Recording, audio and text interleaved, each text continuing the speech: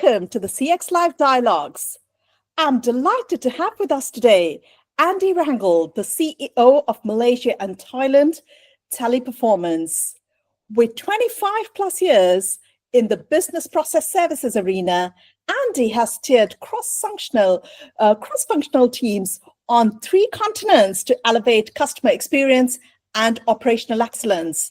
After a decade in Asia Pacific and earlier stints across North America and Latin America, he has earned a reputation as a bridge builder who understands the nuances of each market and the expectations of global brands.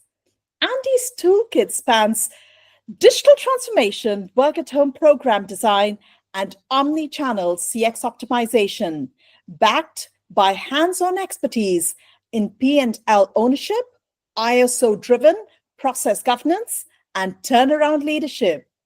Andy has led site selections and greenfield builds, launched multilingual support hubs, and negotiated complex client contracts that unlock both new logo growth as well as long-term loyalty.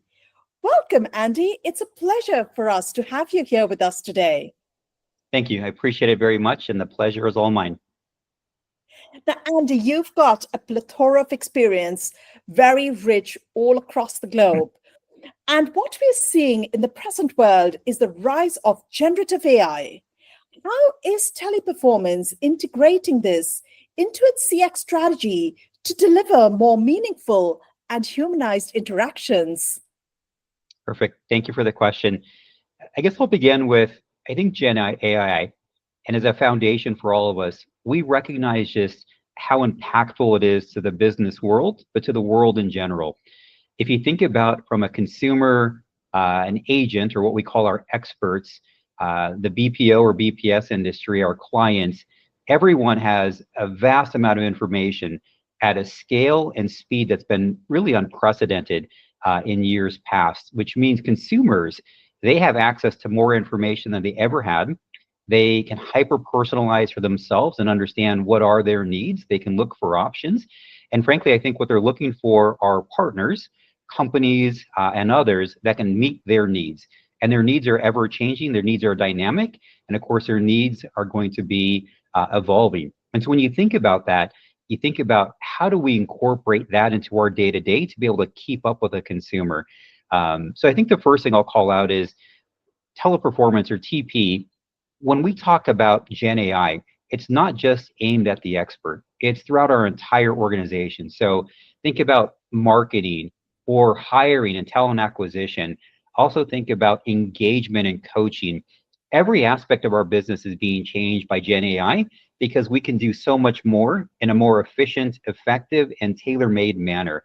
When I think about our experts and what they have at their fingertips today, I think the moment, or maybe the description I would use is Gen AI allows our experts to be in the moment, which simply means in the past, they were worried about taking notes or maybe understanding the history of that caller or that customer. And today, because Gen AI is helping push information to them, they're truly in the moment. So that means they can engage in a different level, at a different way with that customer. So we can be more empathetic. We can truly hear what the customer is saying. We can understand what the customer is implying, and we can respond to that. And at the same time, Gen AI is going to help us by giving us insights and information to really help us navigate and ensure that we meet that customer's needs. And again, that customer's needs are going to be very, very different. So when I think about, I guess, TP and the integration of Gen AI into our toolbox, it is one tool. And the one call that I'll make here is there's absolutely a balance required when it comes to Gen AI. And that balance is EI, emotional intelligence, plus AI. And at some point in the future, we're going to find where that balance fits. And that's going to be different by market, by vertical, by nationality, et cetera. But ultimately, we haven't found that balance yet. And as I think about really where we're at and where we're going, it's important to know that, even the question itself, you asked about how do we create human experiences, because that is still so important. So that emotional intelligence has got to be augmented and supported by AI, but not replacing, right? And when you put those two things together, I think you create the best experience for both the experts as well as the customer that they're talking to. And that's one thing that we're absolutely focused on as well is how do we make our experts more confident, more comfortable, more efficient? And those are, I think, the different ways that the organization is truly integrating Gen AI into our strategy in a variety of different ways. I think, and your point on that is actually spot on, Andy. And as we're seeing more and more of these adaptations come into being, there's also a question around AI itself, which you just touched upon as well. How is TP emphasizing AI as a tool to augment, not replace human agents? And how has this approach changed your operations in APAC? Yeah, absolutely. And I think that's one of the crux of the conversation today.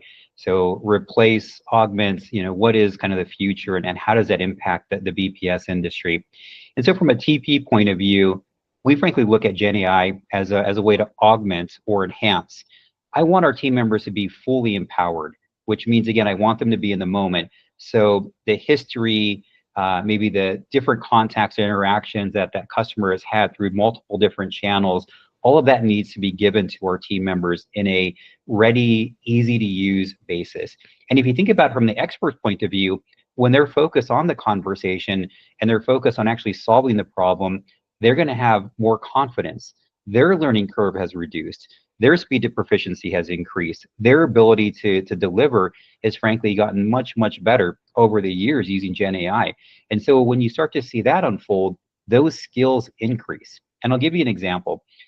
We have a number of financial clients that we support in the APAC space. And initially, we were doing care. So helping someone understand the basics, password, login, my balance, what happened to this transaction. But as Gen AI helped us really address those in a very easy to use way for both the customer and our team member, our experts are now able to skill up into anti-money laundering, fraud activity, fraud protection. And I think that's something that we need to focus on. So yes, Gen AI is going to change many of the interactions. And going back to my first comment about consumers, a consumer wants to solve their problem. They want to have the answer. And ultimately, they want that in a way that is easiest for them. So self-help makes sense. Using a bot makes sense. If I can ask a simple question, where's my delivery? And I get the answer and it tells me exactly what I need to know, then I get to move on to maybe something that's, a little bit different priority for me. But it's those other interactions when they need to talk with somebody that we want to be able to handle and handle efficiently and handle extremely well. And that's where that upskilling, reskilling, and changing of our team members is really going to be, I think, the future for us. So all in all, it's an evolution. And my last call from a TP point of view is since 2024, we've increased our AI adoption by 6 times, which means that we've been able to integrate it into every aspect of our business, enhance our clients' experience, more importantly and equally importantly, enhance their customers' experience. So our team members are just becoming better at both delivering today and preparing for what they need to deliver tomorrow. Sounds wonderful. Now, clearly, there's a lot of impetus in driving the adoption of AI within organizations as well. Serving diverse APAC markets requires local adaptation. How does TP tailor the AI tools to meet the cultural as well as the linguistic nuances across the region? Yep. So APAC, we are unique. And I'm going to take that question kind of from the point of view of 2 really important words, trust and usability. And I'm focused on that from the expert as well as the customer. So trust in the sense that our team members need to know as they use these tools that they are going to be able to speak to a Japanese consumer who frankly prefers to speak to Japanese native speakers, or if we're talking to someone from Singapore who has a combination of Mandarin and English, right, the Singlish, or if we talk about the Philippines with English, Tagalog, and frankly many slang terms all built in. You have to think about those different concepts. You have to think about tone. So when I'm speaking to my friend versus a colleague versus my boss versus someone in my family that's older and respected, all those different caveats come in. And then you layer that into market, into industry, into language, and it becomes very complex. So a number of activities we've undertaken to ensure that our systems or tools really can meet the needs of that trust and usability. So for example, obviously what we feed our tools is incredibly important. The data is clean, it's validated, it's verified, it's checked. And at the same time, in Malaysia, for example, we have more than 30 different nationalities at work. It is one of our multilingual hubs in the region, which means we speak dozens of languages and dialects. So the fact is we also have, again, back to that EI plus AI, we also have our people, our natives with local understanding, nuanced knowledge, etc., who are validating and verifying and frankly helping us correct and ensure that we stay current, because as everything evolves so quickly, especially again with so much information at our fingertips, it's really important that we always stay grounded with a human first approach. And so you think about that at scale, you think about that in terms of different nationalities, etc., and it takes a lot of work to make sure that our tools are successful. And that's where I think our experience, our footprints, and that I guess the number of personnel that we have in place today that are able to bring kind of Gen AI to life, I think that's where that combination truly is impactful for us. Definitely. Now, how do you see the role of AI evolving in the next phase of customer experience innovation in APAC? That's a great question.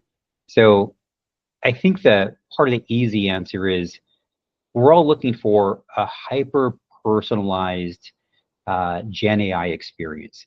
And that's not just, what have we done in the past to draw conclusions around what we're going to do. That is predictive, and that is what we want.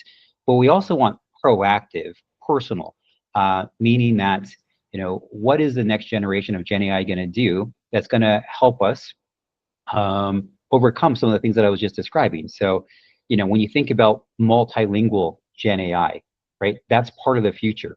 So how can we have a tool that really can, like many of us, switch between different languages in a fluid way without losing any train of thought or understanding? That context is going to be incredibly important. And we're working on that, but we're working on that one language at a time. Eventually, we're going to need multiple languages, right? We're going to need to have that flow really combined. So hyper-personalized, the human first CX at scale. So how do we do that, at a volume or with the ability to support all of our markets beyond Asia Pac as well, right? But all of our markets, because I think as you think about Gen AI, there is no limitation.